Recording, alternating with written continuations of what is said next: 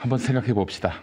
지난해 9월 이재명 대표에 대한 구속영장이 발부됐다면 무슨 일이 벌어졌을까? 이재명 대표는 옥중에서도 공천 결재를 하겠다 이런 입장을 밝혔지만 글쎄요, 수박들이 가만히 있지 않았겠죠. 어마어마하게 흔들었을 것이고 어떻게든 비대위 체제가 되게 만들었을 것입니다. 비대위 체제가 되고 그렇게 되면 자연스럽게 수박들한테 공천권이 넘어갔을 것입니다. 그 임시 지도부가 이재명 대표, 감옥에 간 이재명 대표에 대해서 값싼 동정의 멘트는 넉넉하게 날렸을 것입니다. 왜냐? 77.77%의 당심이 지지했던 이재명 대표 아니겠습니까? 속으로는 어떨지 몰라도 겉으로는 이재명 대표의 구속이 부당하다.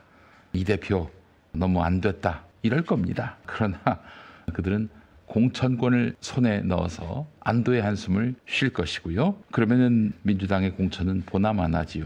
서울 강북 박용진, 서울 성동 임종석, 인천 부평 홍영표, 경기도 안산 전해철, 수원 박광원, 용인 정춘숙, 충남 논산 김종민 등이 무난하게 공천을 받았을 것입니다. 민주당은 21대에 이어서 22대도 수박의 전성시대가 열리게 될 것입니다. 참신한 인재 영입이랍시고 서울 송파 박지현, 경기도 용인 박성민 등 영패미들도 공천장을 손에 넣고 남자 사냥에 나설 것입니다. 와, 여러분, 제가 경기도 용인 살지 않습니까? 용인갑 권인숙, 용인정 박성민, 그리고 용인 거기가 어디예요? 가불병정, 거기 수지, 경기도 수지, 여기는 또 정춘숙. 야, 정말 아주 패미 벨트가 될 뻔했어요, 용인이. 자, 이렇게 친문이 장악한 민주당은 의석이 훨씬 쪼그라들 것이 분명합니다. 왜냐, 국민의힘하고 무슨 차별점이 없으니까요. 아마 잘하면 5대5, 아마도 이 소수당으로 전락하는 길 둘 중에 하나였을 것입니다. 175석, 171석 언감생심이지요. 폭주하는 윤석열 차에 대한 브레이크는 완전히 파열되고 국민은 이렇게 해서 남은 3년을 지옥의 다름 아닌 삶을 살게 됐을 것입니다. 구속돼서 정치적 빈털터리가 될 이재명 대표, 그제서야 영어의 신세에서 벗어났을 것입니다. 총선 지난 다음에 총선에서 국민의힘이 승리해야 아마 풀려날 수 있었을 것입니다. 자, 그렇게 해서 세상 밖으로 나오면 그게 끝입니까? 재판의 늪에 허우적대야지요. 그래서 심신과 육신이 다 소진돼서 정치적 소멸 상태에 이르렀을 가능성이 대단히 높습니다.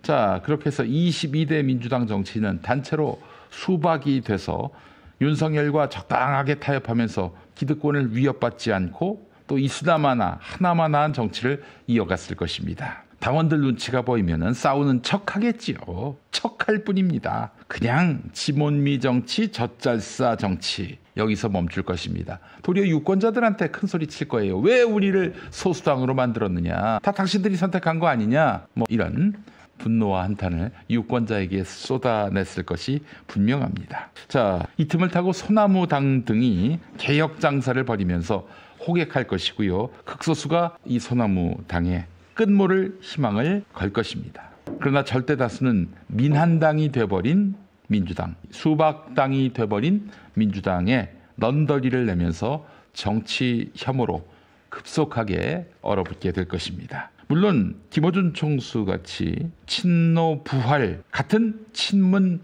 부활의 서사를 쓸 분도 있을 것입니다. 평산 책방의 사장님, 이분밖에 믿을 사람이 없다 이러면서 또 평산 책방 사장님을 종교적 숭배의 대상으로 만들 것이 확실합니다. 하지만 천운이 우리를 도와서 한 끗 차이로 빗나간 시나리오가 됐습니다. 한 끗 차이로 이재명 대표는 구속영장이 지각됐고요. 그렇게 해서 22대 총선을 진두지휘했고요. 대승을 거두게 됐습니다. 물론 이재명 대표의 감옥행을 그리는 사람이 아직도 있습니다. 제가 지난 주말에 페이스북에 쓰긴 했습니다만은 이름은 거명하지 않겠습니다. 어떤 정치인, 지난 전당대회 때 최고위원 후보로 나섰고 아주 짧게 1등까지 한 그 후보가요, 전당대회 당시에 마이크 앞에서는 뭐 친명을 거듭 입 밖으로 내놓았는데, 그러나 뒤에서는 친한 사람들끼리는 자기가 최고위원이 되고 이재명 대표가 끝내 감옥에 가면 당이 박찬대 원내대표의 대행체제로 가지 않겠습니까? 그런데 자신이 그걸 반대해서 비대위 체제로 돌리도록 하겠다. 그렇게 해서 어떤 정치인 이름을 거명합니다. 원로 정치인 이름을 거명해요. 이 사람 앞세워서 사실상 자신이 배후에서 좌지우지하겠다, 이런 뜻을 밝혔습니다. 와, 이 사람은 이재명 대표가 감옥에 언젠가는 갈 것이고 그 뒤에는 나의 세상이 온다라고 믿어 의심치 않았던 거예요. 정말 한심한 인간입니다. 이런 인간이 이제 정치를 하면 안 되겠죠. 자, 그 끔찍한 상상은 다 머릿속에서 지웁시다. 옛날 얘기가 됐으니까요. 지나간 얘기가 됐으니까요. 오늘을 봅시다. 어떻습니까? 문재인 정부 이후 민주당이 얼마나 가짠게 보였으면 대통령실, 검찰, 감사원이 국회의 압도적 다수당에게 자료 제출을 거부하고요. 불성실하게 답변하고요. 거짓말까지 하고요. 그래 놓고는 입법된 법안에 대해서 거부권을 남발하는 그 정권의 손과 발이 되지 않았습니까? 예, 보복성 수사, 보복성 감사 일삼았고요. 예, 윤석열이 배후에서 그러라고 했겠지요. 예. 자, 여기에 민주당 굴복하지 않고요. 쪼그라들지 않고요. 힘에는 힘으로 맞서고 있습니다. 합법적인 범주 안에서 모든 힘을 동원해서 윤석열에게 맞받아치고 있습니다. 특검을 추진하고 특활비 등 이런 쓸모없는 예산은 전액 삭감하고 있습니다. 자, 오늘 삭감한 예산은 민주당이 거의 단독으로 처리할 그런 계획을 세워놓고 있는데요. 당초 정부가 제출한 예산안이 677조 원이었죠. 여기서 4조 1천억 원가량을 삭감했는데, 이 4조 1천억 원 보니까 가장 큰 폭으로 삭감된 분야는 정부 예비비입니다. 전체가 4조 8천억 원인데 절반인 2조 4천억 원을 삭감했습니다. 검찰의 특정 업무 경비, 특경비 506억 9,100만 원, 특별활동비, 특수활동비라고 불리죠. 80억 900만 원. 경찰 특활비 31억 6천만 원, 대통령 비서실 국가안보실 특활비 82억 5,100만 원 전액 삭감했습니다. 와, 보십시오. 정말 효능감 쩔지 않습니까? 탄핵 소추, 청문회, 줄이은 폭로, 무엇보다도 역풍 우려나 중도층 민심 위반, 이런 것들 다 지워버리는.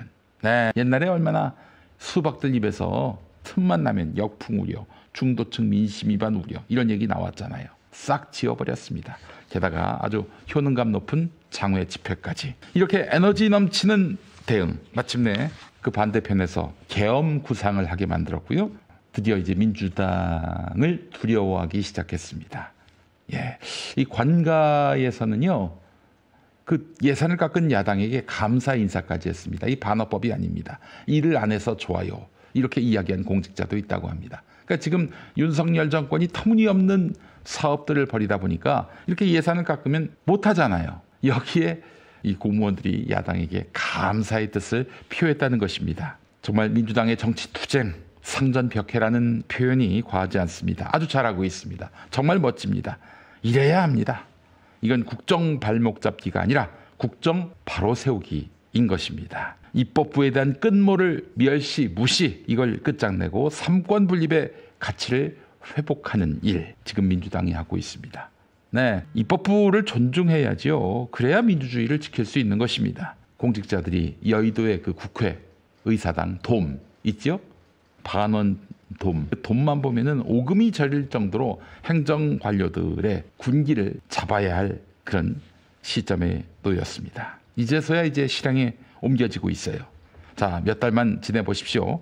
이제 윤석열 부부에게 휘둘리는 관료들이 국회에 들어설 때 옷 매무새부터 잘 점검하는 그런 모습을 보게 될 것입니다. 21대 국회 당시 이낙연 대표 체제 때 내용도 맥락도 없이 엄중하기만 했던 민주당 아니었습니까? 22대 국회 이재명 대표 체제에서는 왜 이렇게 달라졌을까? 수박을 다 따버려서였을까? 그렇게 생각하는 분들 매우 많습니다. 근데 아닙니다.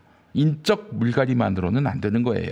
당대표 이재명의 리더십 덕입니다. 여러분, 권력을 제대로 알고 쓸 줄 아는 정치력의 소유자. 저는 이렇게 이재명 대표를 정의합니다. 이재명 대표가 총대 메고 나를 믿고 진격하라, 이렇게 하고 있는 것 같아요. 이낙연 시대에 물먹었던 개혁지향의 정치인들과 이재명 시대에 발탁된 역량 있는 초선들이 전면에 나서서 윤석열 정권이 켜켜이 쌓아놓은 혈전을 뚫고 가고 있습니다. 네, 투표한 보람을 증명하고 있어요. 네, 당대표가 소신껏 나가라 이렇게 믿음을 주지 않으면 절대 불가능할 일입니다. 문재인, 이낙연에게는 없고 이재명에게는 있는 것. 네, 바로 이것이 바로 효능감 있는 국회, 22대 국회의 모습인 것입니다. 보십시오. 수구 부패 언론은 이 모든 민주당 드라이브 배후에 이재명이 있다라고 말하고 있잖아요. 맞습니다. 이재명이 있어요. 이재명 당대표가 나를 믿고 질러라, 달려라. 이러니까 민주당 의원들이 신나게 질주하고 있는 것입니다.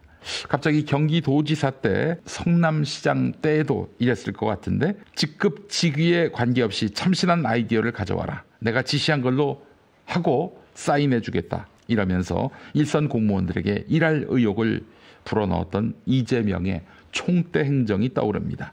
그렇게 해서 아무리 낮은 직급이라도 좋은 아이디어로서 시민에게, 도민에게 봉사한 공직자는 또 크게 승진을 시킵니다.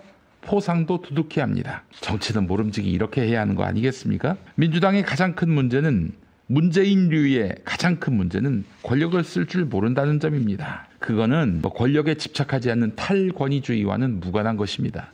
면전에서 괴물 윤석열이 쿠데타를 일으켰지만 눈만 끔뻑끔뻑하는 이런 대통령이 정상입니까? 눈만 꿈뻑꿈뻑 한다는 표현은 제가 만든 표현이 아닙니다.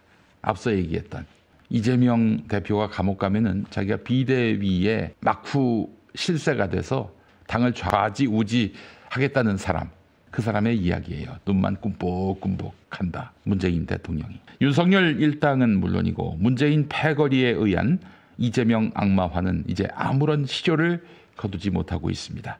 거꾸로 이재명을 공격하면 공격할수록 그것이 지지로 속속 변환되고 있습니다. 이런 악순환에서 어쩌면 그들은 1월 2일 물리적 테러를 꿈꾸고 있는지 모르겠습니다. 그래서 이재명 대표에 대한 경우가 한층 강화될 필요가 있지 않겠는가 하는 그런 생각이 들기도 하고요.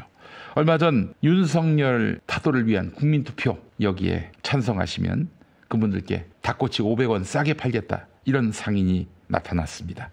그분께 윤석열, 김건희는 더 이상 두려움의 대상이 아닌 것이죠. 이제 공직자도 판사도 검사도 정치인도 그래야 할 것입니다. 무도한 윤석열 정치, 그리고 무력한 문재인 정치, 이제 딛고 일어설 새로운 모멘텀이 생겼습니다. 새 정치의 시간이 도래했습니다. 노무현을 죽인 이명박에게 고개 조아린 그 애티튜드, 참신해 보이기도 했었죠, 한때는. 그러나 그 애티튜드 정치는 이제 잊어야 합니다. 개개인의 삶을 바꿀 수 있는 효능감 있는 정치의 시대를 우리가 갈구할 때가 됐습니다. 마음 먹기만 하면 됩니다. 그 단계까지 왔습니다. 윤석열, 어떻게 생각해? 어떻게 생각하냐고. 용민이 너 방송 30주년 됐다고? 야, 김장환 목사님이 일생 가장 큰 오점으로 너를 방송국 직원으로 채용한 거라고 생각하시겠다. 그래도 넌 성공한 인생이야. 김장환 목사님 같은 거목이 너처럼 족 같은 새끼 이름을 다 기억해 주시니까 그 정도면 남는 장사 아니니? 얘기 들어보니 네가 총선에서 낙선했을 때 정말 자지러지게 기뻐하셨단다. 넌 성공한 거야. 그러면 감사할 줄 알아야지. 하여간 오늘 대통령실 특활비, 검찰 특활비 등을 빵원으로 하는 삭감된 예산안을 통과시킨다고 합니다. 할 수 없습니다. 걸어온 싸움 피하지 않겠습니다. 야당의 건전재정 정책에 발 맞춰서 가난하고 병들고 힘없는 분들의 예산도 확실하게 줄이겠습니다. 나중에 우린 뭐 먹고 사느냐 화나고 열받으면 저한테 따지지 말고 재명이한테 가서 화내세요. 재명이가 예산안을 사줘나 줄여서 드릴 돈이 없으니까요. 재명이한테 가서 그러세요. 나 옷 사줘. 먹을 거 사줘. 살 곳 좀 사줘. 하하, 생각만 해도 즐겁네. 재명아, 곳곳에서 사줘 하시니 사줘 참치라도 사줘라. 저는 마누라 작은 파우치백 사줘야지. 장범아, 너도 같이 가자.